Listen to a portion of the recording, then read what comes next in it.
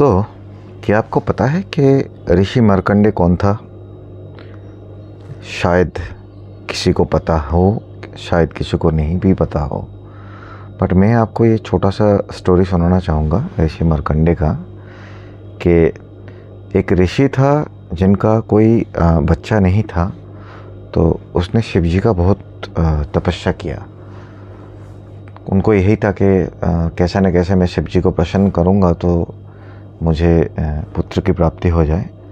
तो उनकी जो प्रार्थना से शिव जी खुश हुए और उनको लगा कि वो प्रकट हुए ऋषि के सामने। तो उन्होंने बोला कि ठीक है, मैं आपको वरदान देता हूँ दो। तो ऑप्शन दिया दो, मतलब उनको पहले ऑप्शन ये था कि एक ऐसे पुत्र जो बहुत लंबा जिएगा लेकिन वो मूर्ख होगा, और दूसरा वो कि वो बहुत ही कम समय, मतलब 16 साल तक जिएगा लेकिन वो बहुत ही विद्वान होगा। तो पंडित ऋषि जी ने जो है वो बोला कि मूर्ख बेटा से क्या करना, आप मुझे वही बच्चा दे दो जो 16 साल जिए बट इंटेलिजेंट होना चाहिए, मतलब बुद्धि होना चाहिए बहुत ज़्यादा। तो शिव जी ने तथास्तु कर दिया। तो कुछ दिनों में उनका लड़का हुआ। अब लड़का हुआ तो वो बचपन से ही जो काफ़ी डेडिकेटेड था, ख़ास करके शिव जी के ऊपर, और शिव जी की आराधना करते थे। बचपन से ही वो वेद में अपना, जैसे ही उसको होश संभाला तो वेद पूरा पढ़ लिया उसने, और बहुत ही ज़्यादा शिव के मतलब आराधना करने लगे। बट क्योंकि जैसे बताया गया था कि 16 साल की उम्र में उनका मृत्यु हो जाएगा, तो ऐसे ही फिर जब समय आ गया तो यमदूत आए उनको लेने के लिए। बट उन्होंने जो है इतना शिव भक्त थे, उन्होंने शिव जी की आराधना की और वो बोला कि मैं अभी मरना नहीं चाहता हूँ। तो वो शिवलिंग को बहुत कस के पकड़ लिया। तो यमदूत के मतलब अभी शिव जी को ऐसे पकड़ लिया तो कैसे लेके जाएंगे। तो उन्होंने फिर वापस जाके यमराज को बोला कि वो तो शिव जी को ऐसे पकड़ा हुआ है तो हम तो नहीं ला पाए। तो फिर यमराज खुद आए कि जो लिखा है वो तो होगा।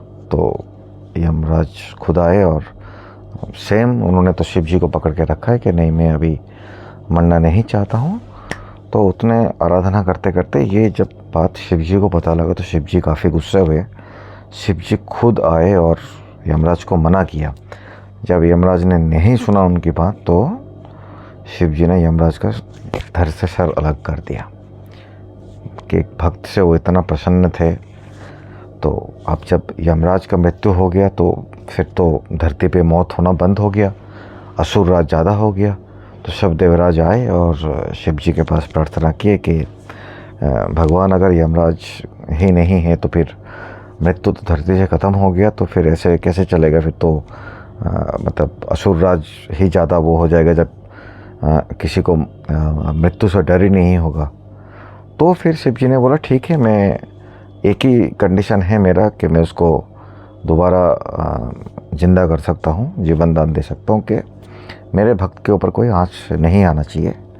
तो तब जो है सारा कंडीशन मतलब ओके हुआ और इसको यमराज को शिव जी ने दोबारा जीवन दान दिया। तो ये छोटा सा स्टोरी है ऋषि मार्कंडेय का। अगर ये कहानी में आपको अच्छा लगे तो ज़रूर स्टोरी को लाइक कीजिए और चैनल को सब्सक्राइब ज़रूर कर दीजिए। ऐसे ही छोटे छोटे कहानी और इंटरेस्टिंग कहानी जो शायद बहुत कम लोगों को पता है, मैं बताता रहूँगा। और थैंक यू वेरी मच। जय श्री कृष्ण।